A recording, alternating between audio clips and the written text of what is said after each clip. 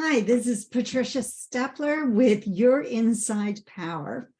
And I saw this really awesome quote the other day, and I just wanted to share it because it is just perfect for this show. This is by Helen Keller. And she said, "What I'm looking for is not out there, it's in me." And isn't that perfect? Because that's what we're striving to do here at Your Inside Power. Help you to realize that the answers aren't outside of you. They aren't in the outside world. They are right inside of you. So with that, I want to start with the topic for today, which, as you can see on the title, it's Get Rid of the Elephant in Your Mind.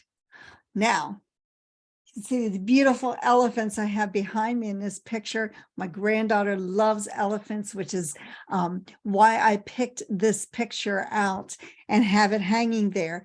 But we have an elephant inside our mind.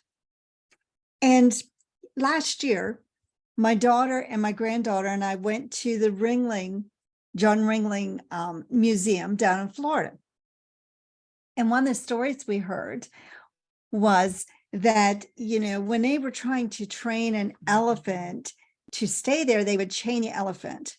Well, after they chained the elephant, it realized it couldn't move but a short distance. And pretty soon, all they would have to do is to put that chain around the leg of the elephant, and he would not stray very far because it was a habit. He or she was trained that they only had so much rope. Well, in a sense, that's what we do inside our minds. We are so conditioned, so programmed that we will only go so far. And that's what keeps us stuck. And that's why we keep doing the same things over and over, because it's become a habit. Just like that elephant, the elephant maybe has, let's say, 12 feet that the elephant can move. But now that it's not chained to anything, just has the rope around its leg, it still thinks it can only move 12 feet, when in reality, it can go anywhere. So that's like our subconscious mind. So we've been trained. Now, here's the thing. Our self-image is also a habit. We have been told since we were small children, I know I've said this in other episodes, but you have to keep understanding this. We have been trained and told things from the time we were a small child. And we've developed that as part of us. Let me give you an example. I was always told I was shy. So guess what? I was shy. When I went to college, my first year of college, I was very shy. I didn't develop a whole lot of friendships because I was just so introverted and so shy. Well, that summer I went and I was working in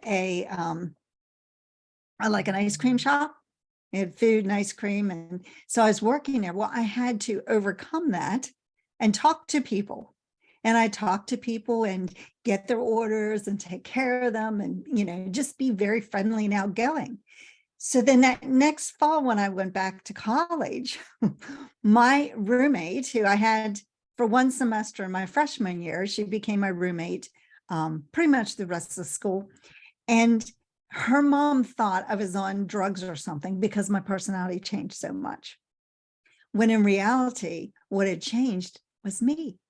My inside had changed. I became a different person. I became more outgoing because I had to. And so that's just, it was a spaced repetition. You see, that's how we change a behavior. We have to do spaced repetition. And you will see any ideas from 30 days to 100.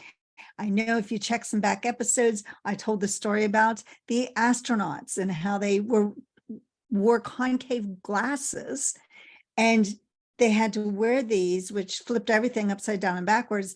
And they had to wear them because they wanted to see what weightlessness might do to them physically and mentally. So they had to wear these glasses. And what they found was about day 28, around that time, that their mind flipped everything around normal, even though they still had those glasses on. And they never expected to see that in the experiment. So then they ran it again with a control group, and then they had a group that took the glasses off around day 14, 15, and then put them back on the next day. And again, it took about 28 days, even after they had worn them for 14 or 15 days, it still took another 28 days before their brain switched it. So you see, it's going to take time to change a habit. It doesn't happen in a week. Some people say it takes about 100 days to really change a habit. And we'll get into that more in coming up episodes. What I want you to realize is that that elephant that we're talking about is your limiting beliefs. And we all have limiting beliefs. There is not one person that doesn't have some type of limiting belief. And, sometimes we sabotage ourselves by thinking just because we have a good attitude or a very positive attitude that we have no limiting beliefs. They're two different things. Limiting beliefs are ingrained in your programming, and it's in your subconscious mind. So let's say you have a goal. One thing you can count on in having a goal, especially if it's a really big goal, and the kind that I help my clients to set, which are goals you don't know how to achieve. And you might think, well, why would you set a goal you don't know how to achieve? Because generally those goals you don't know how to achieve are really what you want. And again, because of our limiting beliefs, we sabotage ourselves thinking we can't get them because we don't know how to get them. That's not the point. The point is, you see, a goal that big inspires you because you want to figure it out. Just like I told you the story of my son getting a scholarship to college. When he told me at age 12 he was getting a full scholarship and it was going to be an athletic scholarship, he thought to himself, okay, I better figure out how I'm going to do that. And so he came up with a plan, and his plan was working pretty well until all of a sudden he didn't get on the team that he felt he had to get on in order to accomplish that goal. And then his whole plan just kind of went away. So here's what you have to realize. Something's going to happen as you move towards your goal. Nobody has a straight line to success. We talked about that with our guest last week. Nobody has a straight line to success. You have to figure out what it is. So you have to build a new image. You have to become a different person. You cannot be the person you are today and accomplish that big goal. Well, why is it? Well, because if you were, you'd have the goal already. Does that make sense? So we have to become somebody different in order to obtain that new goal. So we have to build a new image. Who is the person you need to be? You see, you may not know exactly, but you might have a pretty good idea. And that's all you need, a pretty good idea to start. So I have a really big goal. And I know I'm not the person I need to be in order to accomplish it. So what do I have to do? I have to build a new image. How am I doing that? Meditation and affirmations. And I don't do it once or twice. I do it every day. Now, sometimes here's what happens. We self-sabotage ourselves. And this is what happens. We'll set this goal, and this is what you want. And then you say, this is what I need to do. And then you do it once or twice. And then the next day it's like, I don't really want to. That happens all the time with people when they set a New Year's resolution. Let's just look at, exercise. We'll say somebody decides they're going to put more effort into exercise and get in better shape.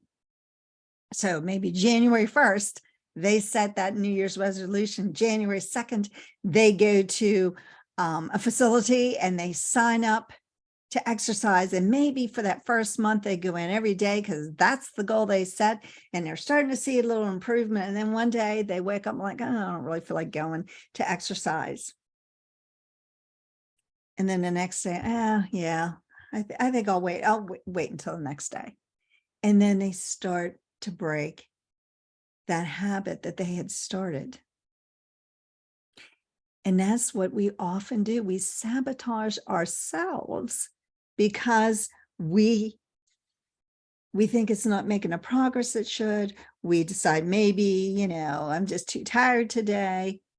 And we break that habit.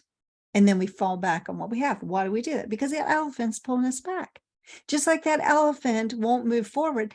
Now that elephant's pulling us back and keeping us stuck too. Why? Because it wants to keep us safe. You see, you can go ahead and you don't have to work out and you'll be okay. Right? We think, well, we're okay the way we are.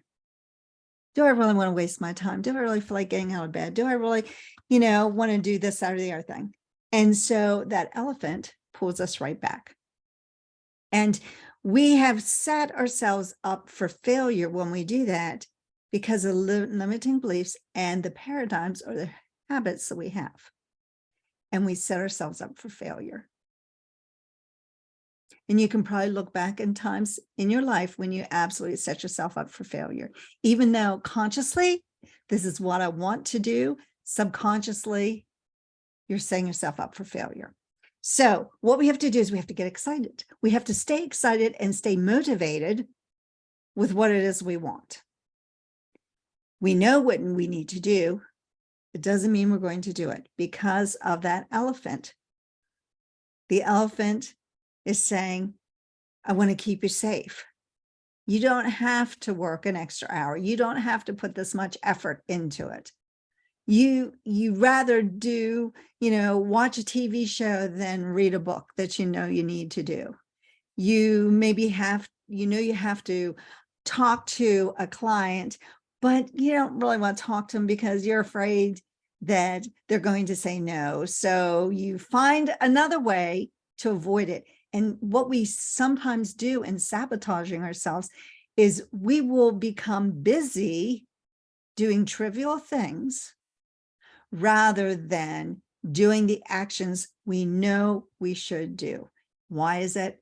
Because of that elephant. That elephant just wants you to be safe. That elephant also is your habits. And, experts say 95 to 97% of what we do every single day is habitual. It's a habit. And that elephant's in control. And we live our life on autopilot. Just like when you get on an airplane, the pilot puts the plane on autopilot. And, sometimes you go through turbulence and it throws the plane a little off, but pretty soon that autopilot comes right back in. That's the elephant. The elephant keeps that plane going to the direction or going to the airport that you intend to land in. And it's all based on autopilot. So the elephant's goal is to keep us safe and to keep us from straying too far away that we might get hurt. Now, how might we get hurt? Oh, gee, somebody might make us feel bad. We might make ourselves feel bad. We don't want to fail. So the elephant may keep us from that feeling of failure.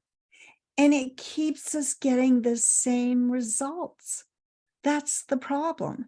Instead of getting that new result that we want, that elephant is keeping us getting the exact same result. No matter what consciously we want, it will keep us stuck. So what do you have to do? You have to create a new image. How do you do that? Meditation, affirmations, visualizations, maybe a vision board. There are many different ways that you can start to create that new image, but you have to see yourself doing it. You have to see yourself becoming it. You have to see yourself playing on that bigger stage that you need. Those are the three fundamental things that I've discovered after working with numerous clients and after studying very successful people. First of all, they think differently. If you continue to think the way you're thinking today, you're going to continue to get the results. It can't work any other way. So they think differently. They think big. They've got that goal that inspires them, that motivates them, that makes them get off their their behinds and move forward. Okay. And then they become somebody different. The person you are today is not the person to accomplish that big goal. If it was, you'd already be there. You have to become somebody different. Now, sometimes that confuses people. But when you become somebody different, you have to picture, what does that person look like? How do they act? How do they respond to people? How do they talk? How do they walk? How do they move? How do they go after things? How do they stay motivated? How do they stay inspired? How do they do everything? And then you have to figure out what traits you need and decide that you have them. Because you do. You have everything inside of you to accomplish a really big goal. You just have to find it. That's what your inside power is all about. So we have to do that. You have to set that new image. And then you have to be willing to play on a bigger stage. The stage you're on today is too small. You are playing too small. You need to play on a bigger stage. You need to have a bigger life. You need to be able to take a risk. And I guarantee you, not every risk you take is going to work out. And when that risk you took doesn't work out, evaluate why it did not. Was it the wrong thing to do? Did you not do something correctly to make it work? Did you trust the wrong people? You have to go back and evaluate what went well. What could have I improved on? Is this the way to go? What happens to most people is you play on that bigger stage, you take a risk once, and then maybe take a risk a second time, and you start to wonder, can I do this? And you start to follow those limiting beliefs, creep right back in, and that elephant comes in and says, oh, you don't want to do that. That's too risky. We need to keep you safe. So we have to really look at that. So here's what I want you to realize. Setting a goal is easy. That's the easy part. Anybody can set a goal. It's an intellectual process. All you have to do is think of something that's totally conscious, and you set that goal in your conscious mind. When you start to move forward to it, your subconscious mind may say, oh no, that elephant may say, no, you can't do that. Remember that time, a couple years ago when you tried something like that? Remember how disastrous that was? No, you can't do that. So setting the goal is the easy part. Achieving the goal is lawful. Now, what do I mean by that? If you follow the processes, you set that inspired goal, you start to change your self-image. You start to do things even when it's uncomfortable, even though you don't want to do it, and you're willing to learn, and you're willing to accept opportunities. You're willing to take a risk, even though it may not work out. You take a risk, and then you evaluate why it did not work out. When you start to do that, you're starting to follow a lawful process. Now, here's the beauty. Stay in the game. Stay in. I think there was a book called Stay in the Game, but I want you to stay in the game, because success is razor thin. It's razor thin. All you have to do is stay in the game and keep working at it and keep following the process. You visualize, you believe in yourself, you change your self-image, you take a risk, you have that big goal, you visualize it, you have affirmations, you believe you are achieving it, and you keep moving forward. Keep in mind, success is never a straight line, never a straight line. It curves, it circles, it goes around, it goes down, sometimes before you go up. It's not a pretty thing. It's a journey. It is a journey. How many trips do you go on that are a straight line? Probably not many. Probably not any. You get in a car and you decide you're taking a trip maybe to the other side of the country. It's not a straight line. You're going to have turns. You're going to have curves. You may go the wrong direction, have to turn around and reverse and go back again. It's never a straight line. Your success is never a straight line either. So you have to realize that when you start moving towards a really big goal, you have to get out of your comfort zone. As long as you stay in your comfort zone, you are only going to accomplish where you are today. Oh, sure, you might have a little bit of improvement, but chances are it's not going to be much. So as long as you stay in your comfort zone, you will continue to get the same results. You are going to have to get comfortable being uncomfortable to achieve your goal. That's the only way to do it. So thoughts, feelings, and actions make up your attitude. The thoughts, feelings, and actions that you're doing today have gotten you to where you are. And you may be very excited about where you are, and that's wonderful. I'm very much at peace at where I'm at. It's not where I want to stay, though. So I know, even though my thoughts, feelings, and actions have gotten me to where I am today, I have to have different thoughts, feelings, and actions to get to where I want to be tomorrow. The person I am today is not the person I was a year ago. I've had a lot of change in the past year. And you know what? I didn't need to change. I could have stayed comfortable.